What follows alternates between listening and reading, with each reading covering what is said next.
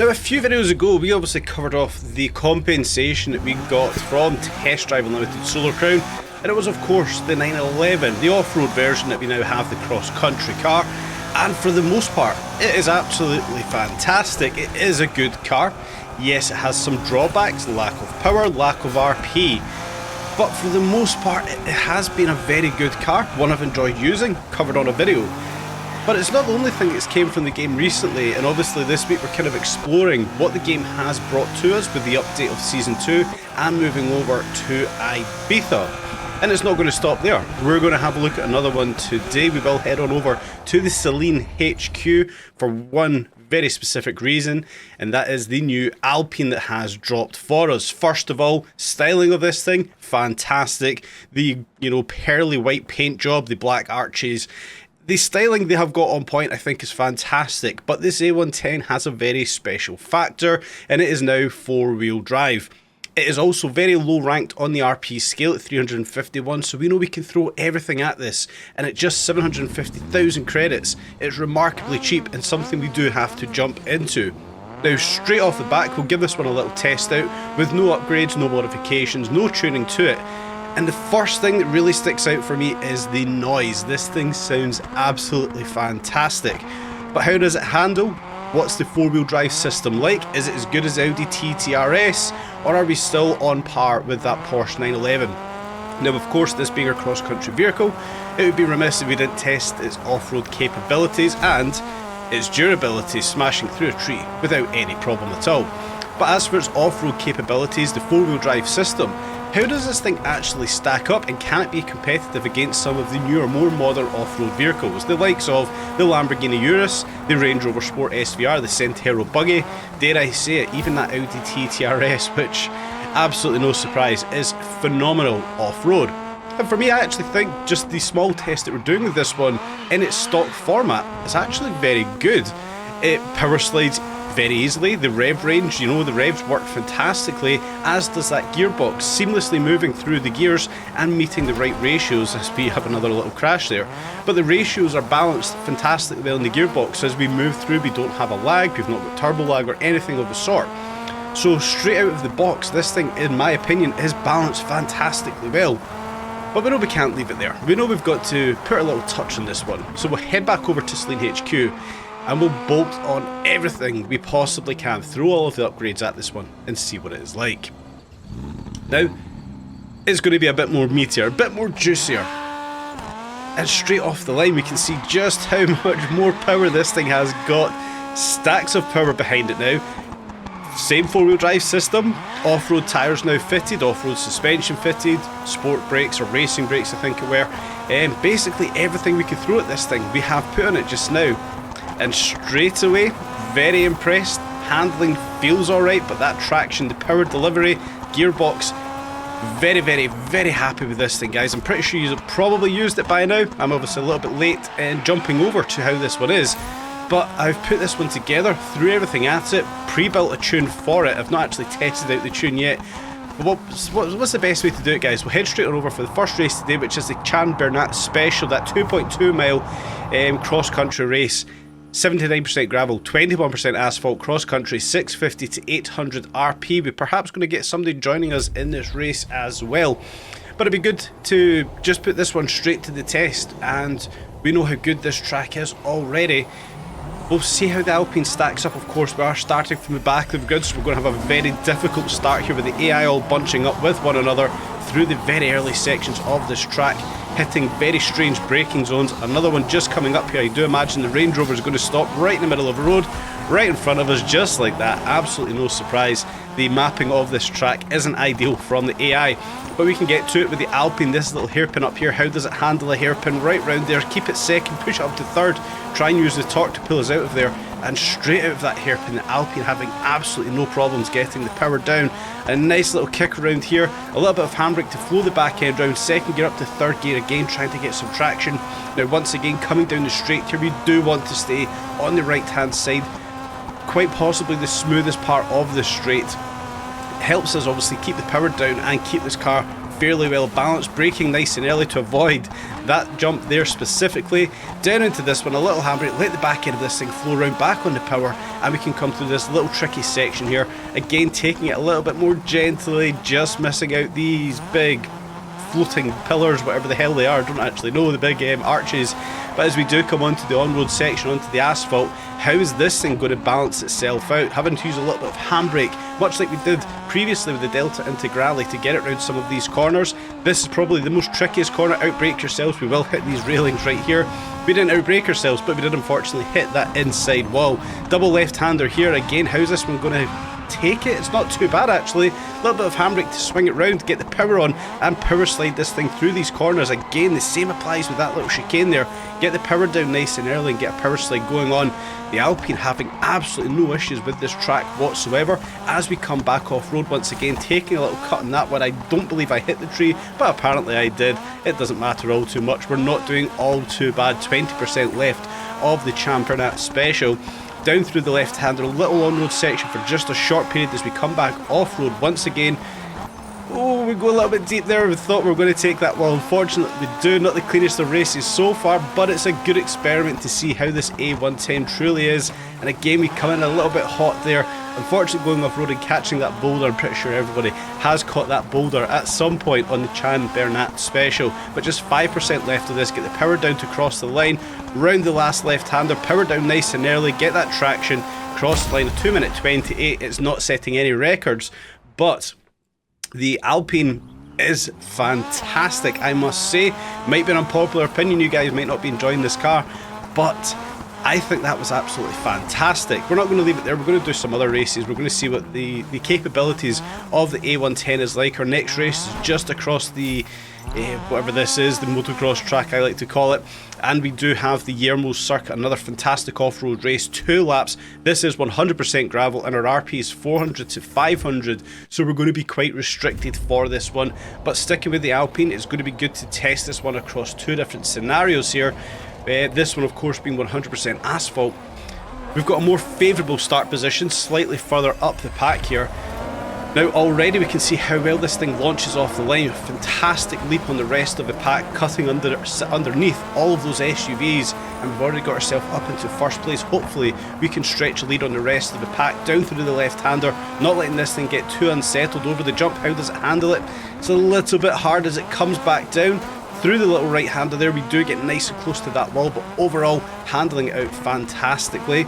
Getting the power down now, we can try to see what this one has got for us. Tight chicane here, right-hander into left-hander, power down once again, nice and early, back up into third gear, trying to get as much traction as we can in the A110.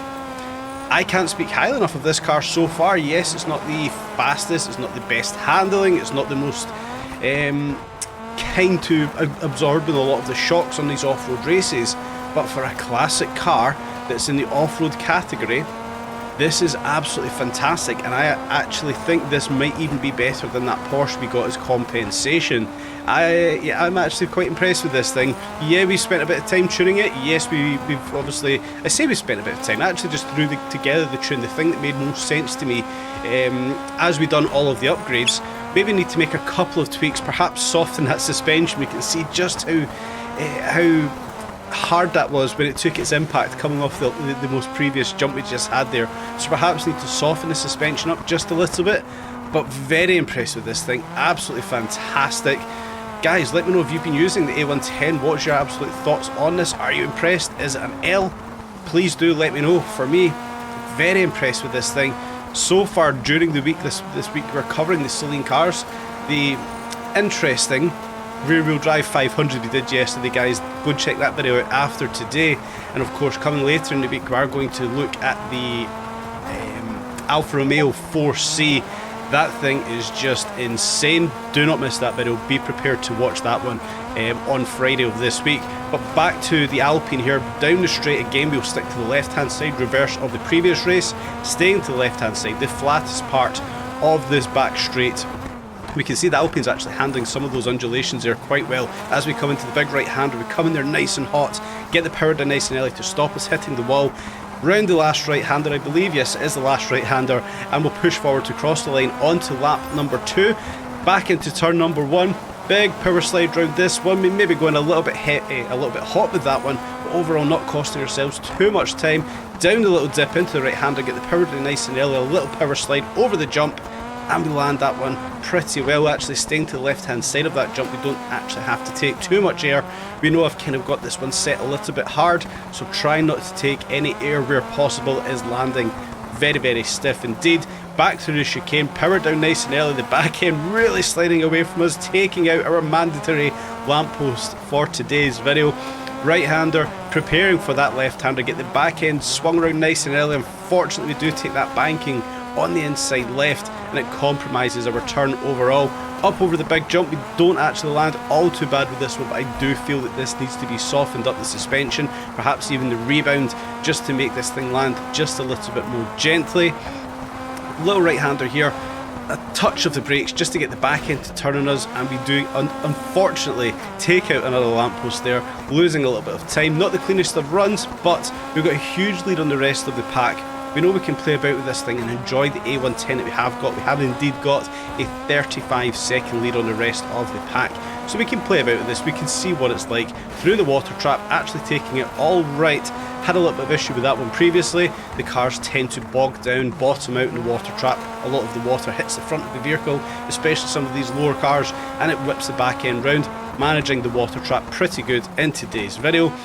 Now, across the bridge, we've got the big right-hander here. Can we get a big power slide going on with this one? We don't, unfortunately, going a little bit heavy with that one. Just managing to stay off the wall, very high up on the bank. But we got around it alright, guys. We're almost there. We're almost finished out race number 2 and lap number 2 for today. Round the right-hander, let this thing slide its way around. Punch this thing all the way back down the back straight. Again, just avoiding that initial bump. Move over to the left-hand side. Work our way through the gears. One thing I have noticed when we do take some air with this car, if we quickly change gear, it might just be in my head, but it feels like the car lands a little bit quicker. It might just be in my head. Coming into that right-hander far too hot, unfortunately taking out the wall there, but it's an off-road race. We'll let it slide for today. Around the last right-hander, guys, crossing the line with an easy win for today, around about 4:55 for that one. Again, not setting any records, but having tons of fun. So, overall, very, very, very impressed with the A110. A good balance between a classic car, the four-wheel drive, the power delivery, a fantastic gearbox, absolutely no problems with the gearbox in this thing. I think this thing is genuinely a fantastic all-round off-road vehicle. Yes, there's probably better vehicles in game, but for a free car, well, not a free car, a new car is probably the best way to say that. It's not free, we had to pay $750,000 for it.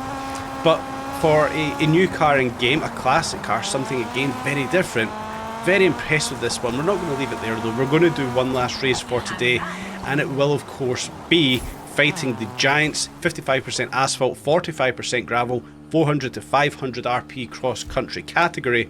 Now we wanted to try this race out. We obviously know we have some new road surfaces on this one, so we're going to be gravel, we're going to be tarmac or asphalt, and we're also going to be that new mud style road surface or surface that we've got there. And I kind of wanted to see how this thing also performed on it. Once again, launching the Alpine off the line, the rest of those SUVs haven't got a look in. This thing is absolutely insane off of the line, the way it gets the power down, the torque that it's got. Very impressed launching the A110. As we come down into the first proper turn here, big left-hander, we do come in a little bit hot, but again managing to stay off the walls is the important part for this race in particular. Pulling out a 7.5 second lead on the rest of the pack already. They haven't got a look in at this A110. Oh, round the right-hander there, we come in there very hot into the left-hand hairpin. Just staying off the wall. We're getting pretty brave with this A110, and it's actually doing things that we want it to do. It is turning the way we expect it to turn. It's drifting the way we expect it to. Guys, I am so unbelievably impressed with this car. Like I mentioned before, it's not the fastest, it's not the, you know, the prettiest or the car that we all desire to have, whether it's the Urus or the Range Rover, whatever it might be, the Delta Integrale. But this thing will do everything you expect it to do. Hit some walls, whatever it might be. But for 750,000 credits, perhaps having to throw another 150,000 at it for all of its upgrades, so let's just say 1 million credits. For an off-road car, this thing is absolutely frightening. I absolutely love this thing. It's not as good as the Urus. I'm not going to, you know, disillusion anybody, but it's absolutely fantastic for what it is. Onto the mud section just there, and it handled that equally as good as it has anything else in today's video. Back onto asphalt, into the right-hander, where I believe we come back onto some, you know, mud trail, dusty trail, whatever it is we want to call it. As we come up the hill, do we fully commit coming up through the tunnel? We don't, we do back off just a little bit there. Through the left-hander we do lose the back end, so we were right to back off with that one. Around the right-hander, it's actually a double right-hander there, as we prepare for yet another right-hand 90, get the power down nice and early, a big power slide coming around that one, managing to get the power down fantastically well there, into the left-hander. Downhill we come in just a little bit hot, try not to hit the wall, but we do come downhill. Tricky left-hander right here. I do tend to come into this one usually far too hot. We can see it does tighten as we come up to the last straight to cross the finish line in the Alpine. I'm pretty sure you guys can see from the enthusiasm and the delight from today's video just how impressed I am with the new Alpine A110 Celine Edition. If you haven't tried it, guys, please head on over and try it, even if it's just a test ride. I'm pretty sure you're going to be phenomenally impressed with this thing. Tons of talent with this car, tons of performance, tons of grip, tons of power slide. I can't speak highly enough of it. I'm very, very, very impressed. But kind of like what I've been doing for the you know, most of this week, we've obviously been talking about building these cars, what upgrades we've put onto them, and of course how we've managed, or how I've managed to tune these things. And we're not going to stop that there, guys. We're going to have a look at the tune I've built here. 3.41 on the final gear ratio, kind of keeping that one quite well balanced, but we can see this is heavily focused towards aggression, towards acceleration, to get this thing through the gears as quick as we can. Typical off-road build. Suspension size on the rear, I ended up pushing that one up to 20.24, get it nice and high. Springs nice and soft at 92%. Compression up at 115 and 114% respectively, rebound at 113 and 107% respectively, trying to negotiate that bouncing road surface as much as possible. As for the differentials, small tweaks to these ones, but not all too much needed. Front to rear power distribution, I have moved to 70% to try and get that one nice and balanced. Anti-roll bars, nice and soft, 2%, 5%. Camber is neutral. Tyre pressure, also leaving that neutral at 4 bar, trying to get this thing balanced as well as possible. And as always, 75% bias for the brakes, 440% brake pressure has been the tune I put together for this one. Having a look at the special races we've got for this, the intermediate, the expert, advanced, masters, there's a whole lot of opportunities here with the A110 to recoup money that you have spent in this. 110,000, 500,000 for finishing 50 races in first place. Easy way to claw back the money invested here. 250,000 for 100 clan races. We've already done 11 of those, so again that's 750,000, 850,000, 1.1 million. So basically any money we put into this car, we're going to get back by completing all of those tasks if you so desire. There's a lot of opportunities to make all of that money back and enjoy the Alpine A110 Celine Edition. Guys, please let me know your thoughts on this car. How do you feel it? Are you going to use it? Is it something that's not going to be in your garage? For me, it is a must-have in anyone's garage, especially if we get some classic style off-road races on the live weekly events. This thing is going to be massively OP. I hope you've enjoyed today's video, everybody. Stay tuned for more updates on Test Drive Unlimited Solar Crown.